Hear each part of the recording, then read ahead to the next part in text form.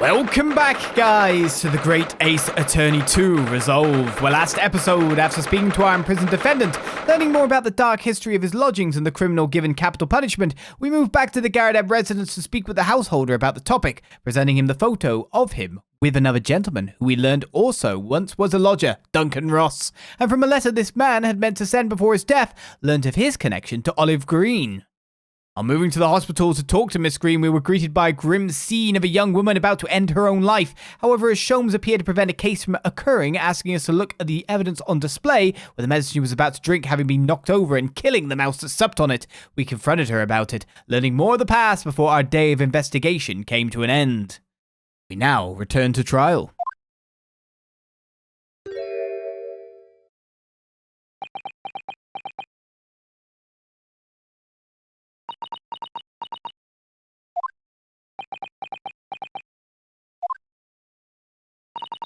This is it then, Mr. Naruhodo?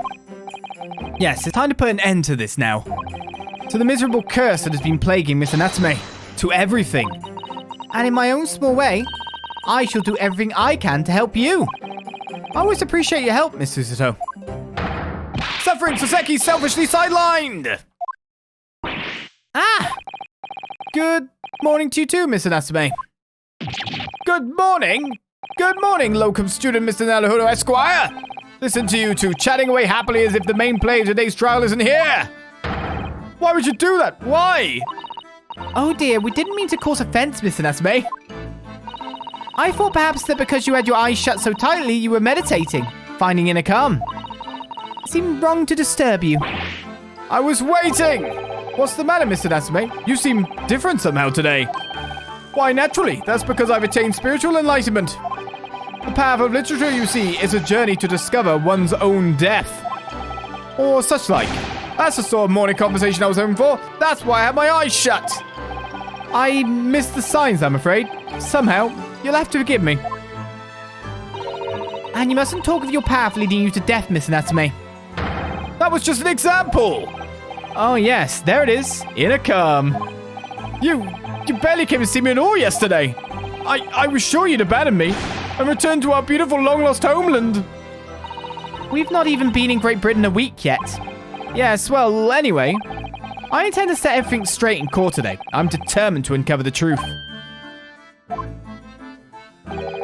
I've actually reached an important decision myself. Oh, what sort of decision? I shall fill you in after the trial. All right. It would seem Mr. Sholmes isn't coming today after all. It's a very clever message, I think. My dear fellows, you must win this battle on your own merits. It's a very clear message, I think, that he's overslept again. The great detective, my arch nemesis. Long may he stay away, if you ask me. Defendant and your legal representative, the trial is about to begin. Make your way into the courtroom immediately. That was short shift and shocking. Today, once again, we face the Reaper. And when the Reaper stands for the prosecution, the defendant's fate is sealed. But I don't believe in that legend any more than I believe in Soseki-san's curse. The truth is hidden here somewhere, and I won't let it escape me. I have to keep believing in my client and keep fighting to the very end. That's all.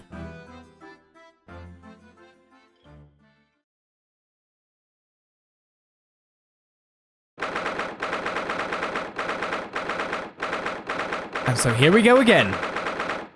Back into the Old Bailey.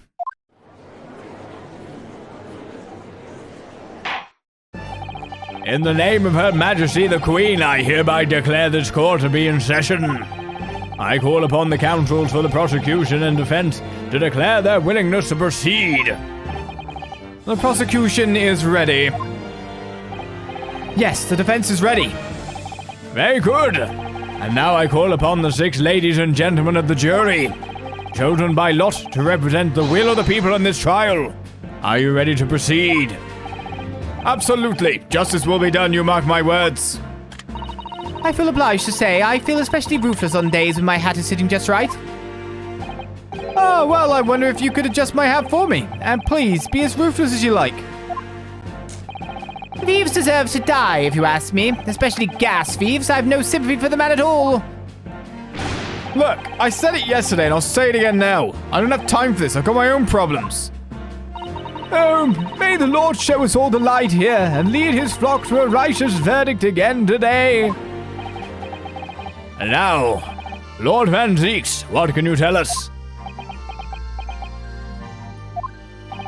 The prosecution's report, please, for the court. In relation to the theory expounded by the defense yesterday regarding the defendant's tea. So he does have the results.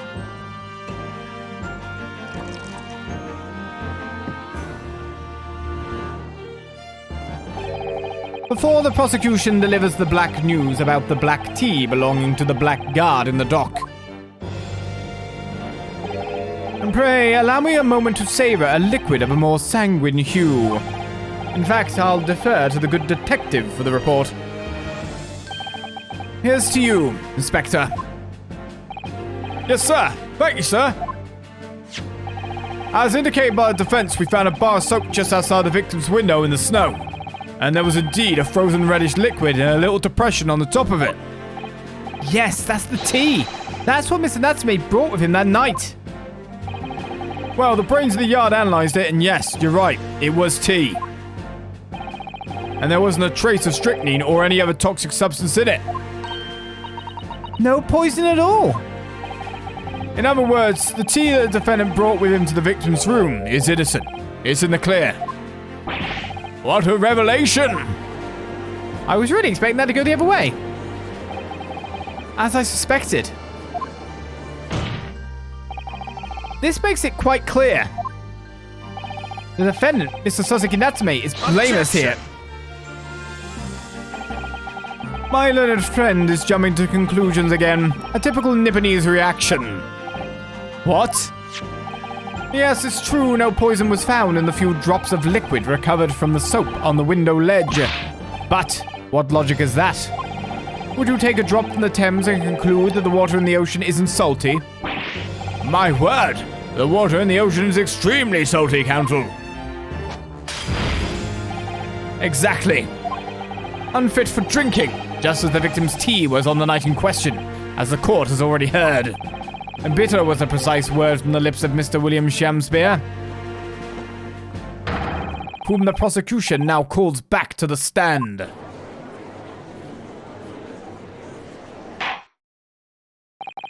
Very well. I will uphold the prosecution's request. Mr. Shamspeare? Yes, it sounds like we're going to have another confrontation with our theatrical friend. Bailiff, show Mr. Shamspeare to the stand.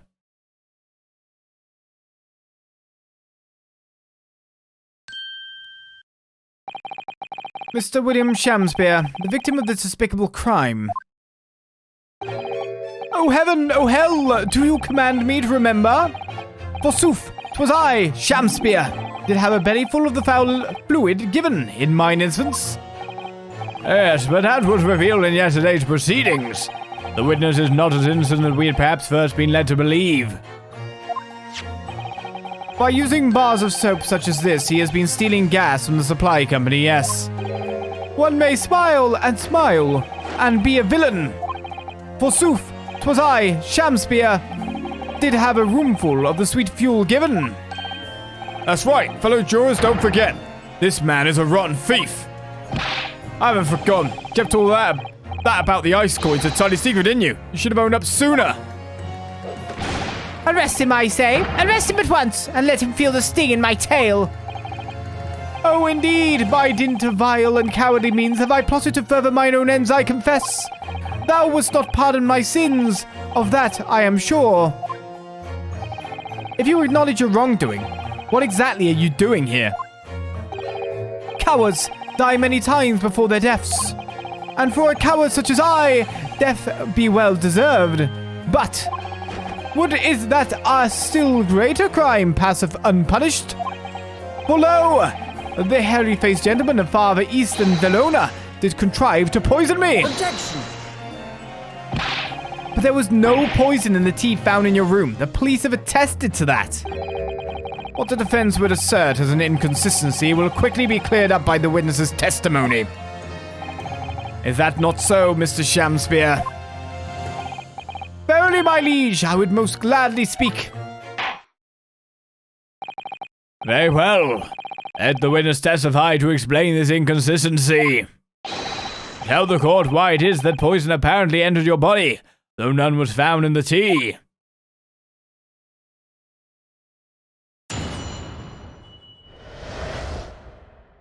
The Tea Inconsistency.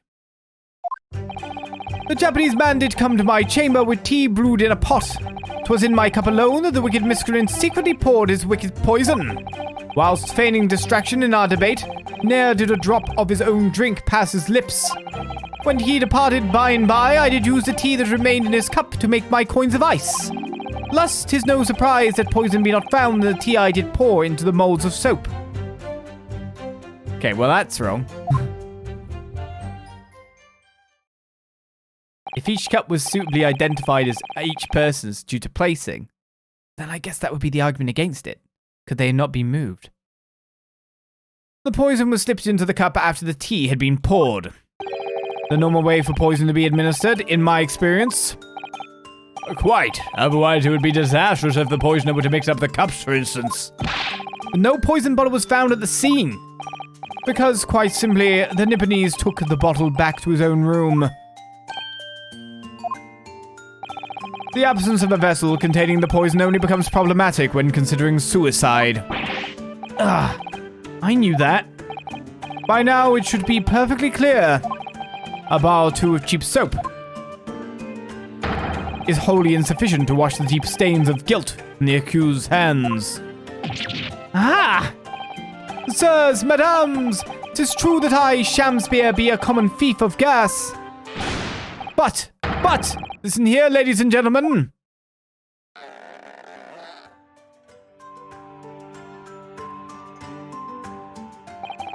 Wherefore would I lie? Verily, I have no cause, I have naught to lose. Well, I do declare. Thank you for your testimony, witness. Counsel, proceed with the cross-examination. Yes, my lord.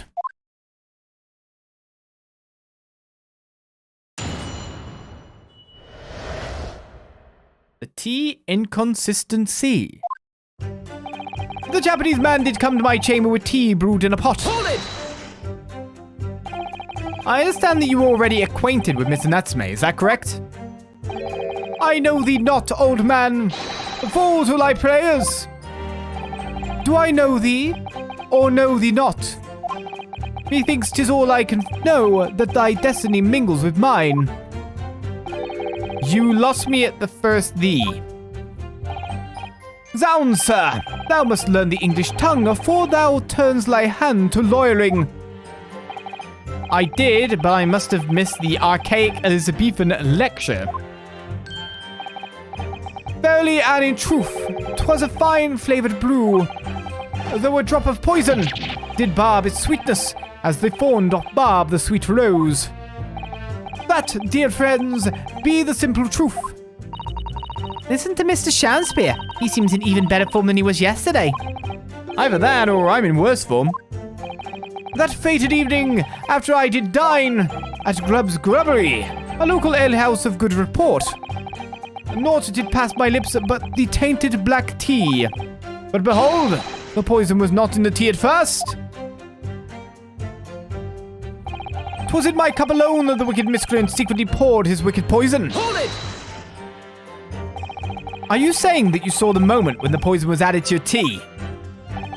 To have witnessed the act and then drank the tea allows us to describe the actions of a fool. Quite so, quite so. But no one likes going thirsty, do they?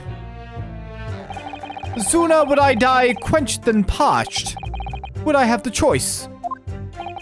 Actually, on the night in question, the water main was frozen, I believe, wasn't it? Were it not for the tea, in sooth, I would sooner have died frozen than quenched or parched. Right, no ice coins means no heating. The witness had more than one brush with death on the night in question, it would seem. Remind the court, Mr. Shamspeare, as to whether the accused drank any of the tea which he brought with him. With the greatest of pleasure, my liege. Whilst feigning distraction in our debate, Nella did a drop of his own drink past his lips. So why was the cup empty? Well, you know, it's all about placement, I think. Hold it! The teacup Mr. Natsume drank from was found completely empty at the scene. And let's not forget the defendant's maxim. Drink tea while it's hot. I did gulp from the poisoned cup that night, and in mine agony did I writhe uncontrolled. In fits of pain I did knock the fellow's cup, and its contents spilt as blood from a gaping wound, methinks. Though certainly it was after I had made the coins of ice from his tea. An upset cup was found on the table that the victim was slumped over. There's no contradiction here. It's true, there was no tea left in either cup that we found at the scene. But still, something about this statement is troubling me. Yes, of course, I know what it is. It's Mr. Natsume's wise drink tea while it's hot maxim, isn't it? No, I'm not sure that's it. Thank you, witness. And now reiterate for the court, what it is that occupied you after your guest had left and before you drank your tea. When he departed by and by, I did use the tea that remained in this cup to make my coins of ice. So, to be honest, Susato has identified this statement. Whilst feigning distraction in our debate, Neil did a drop of his own drink past his lips. He supposedly knocked it over.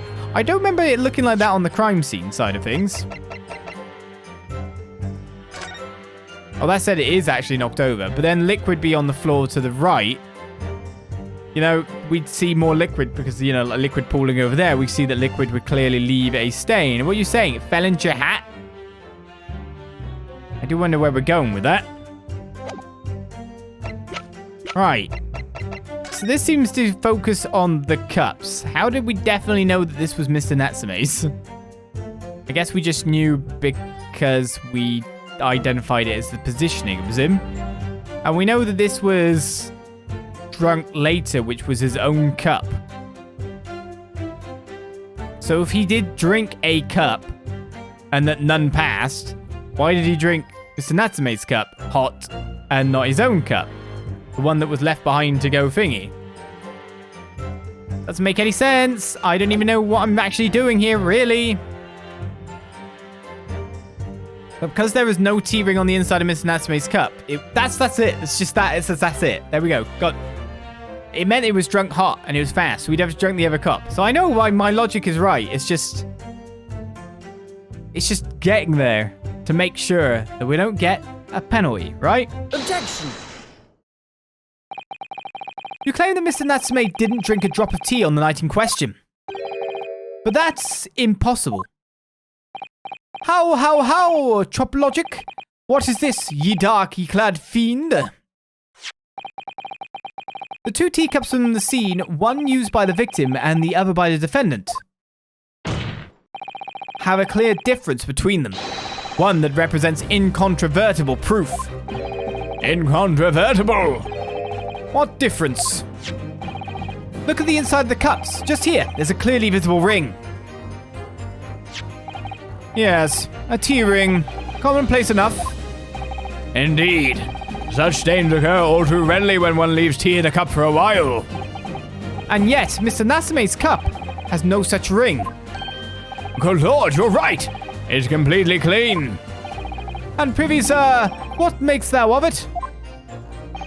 Exactly what Mr. Natsume told the court yesterday. The Japanese saying he quoted. Drink tea while it's hot. That's right, yes. The jittery Mr. Natsume was true to his usual self that night and drank his tea in no time. If, as you claim in your testimony, he didn't touch a drop of his tea, a ring would have developed on the inside of his cup as well, after the several hours the tea was left standing. But, in short, Mr. Shamspeare, you clearly lied to the court. Get thee to a nunnery! Objection!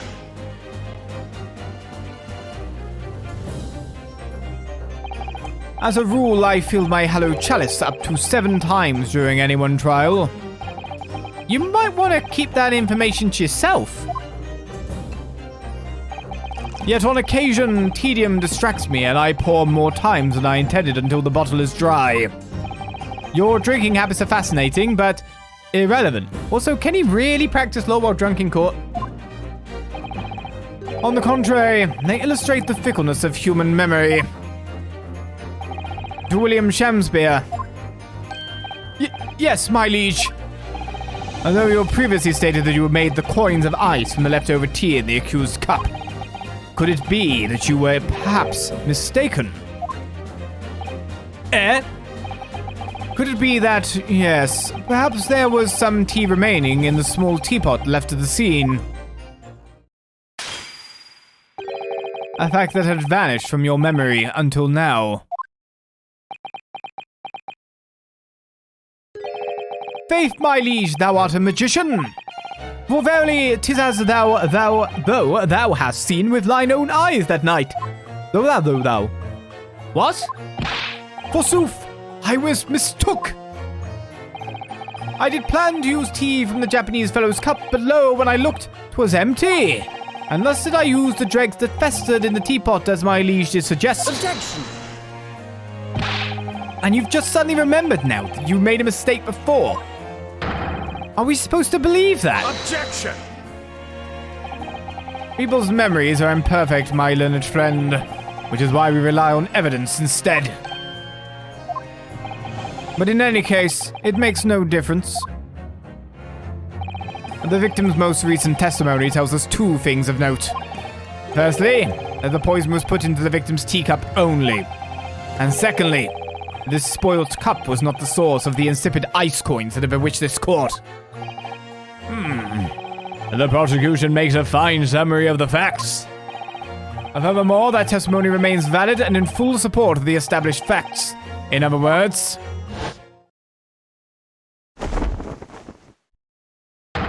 the inconsistency claimed by the defense simply does not exist. No! What does this mean then? I do declare it means there's no issue with the gas thief's testimony. Apart from the bit about thieving gas, obviously. My lords, ladies and gentlemen of the jury, I do solemnly swear. After I did dine at Grubb's Grubbery Ale House that night, naught did pass my lips, but the black tea given me by the Japanese whose back be stooped as low as death. And on what did you dine, sir? Why, I did partake of my favorites. A broth as would be called soup, and a leaf as would be called salad. As insalubrious a menu as the establishment where it was served. But you gods will give us some faults to make us men. Willingly would I suffer what punishment seem fit to serve a wicked thief of gas. But, I pray ye wise and noble fellows, never forget the simple truth. That be one thing, and this be another. Jurors, all your humble servant Shamspeare doth entreat you. Punish the Japanese fellow for his sins. My lord! Who said that? My lord! If I may speak, my lord. Yes, Mr. Foreman. I believe we may have been duped by that rotten defense lawyer. By me? I do declare you may be right.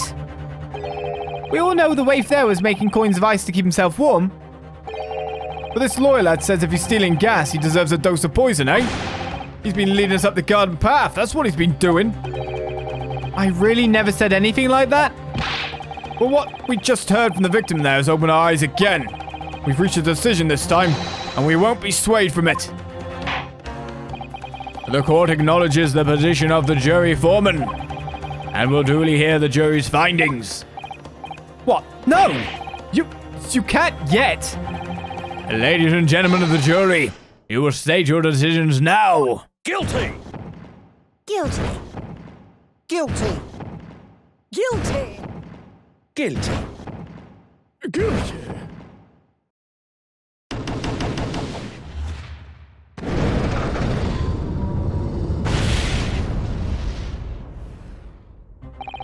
I hereby declare the jury to be in one accord.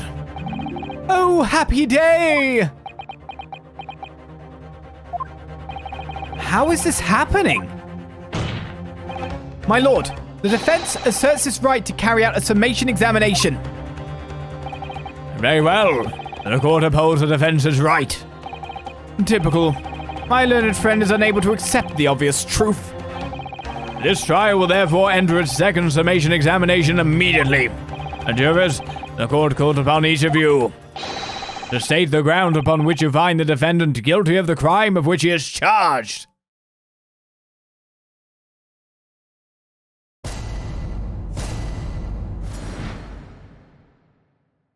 Tell us your contentions. I'm a man of logic, me, and having considered all the evidence, the defendant must logically be guilty. I do agree that gas is far too expensive. I can quite understand why the man would want to avoid paying. The stuff explodes and it can poison you. It's absolutely lethal, gases. Gas doesn't come for free. It costs a fortune to deliver it around the city and maintain the pipes. Truth be told, the tea my wife serves out for me is a little sketchy at times. If nothing else passed the victim's lips that night, there's no other explanation, is there?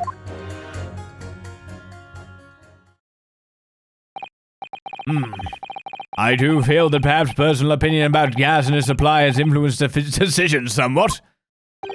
But never mind. No, you really should mind. The truth is, our counter-argument wasn't as unassailable as we'd hoped. And Mr. Shamspeare was poisoned. There could be no doubt of that. Then how are we supposed to turn this around? I think we need to establish the method by which Mr. Shamspeare was actually poisoned. Our only hope is to demonstrate that to the court incontrovertibly. But that's surely almost impossible at this stage. If we don't manage it, though, Mr. Natsume will be found guilty. No delays, counsel. Proceed with the summation examination.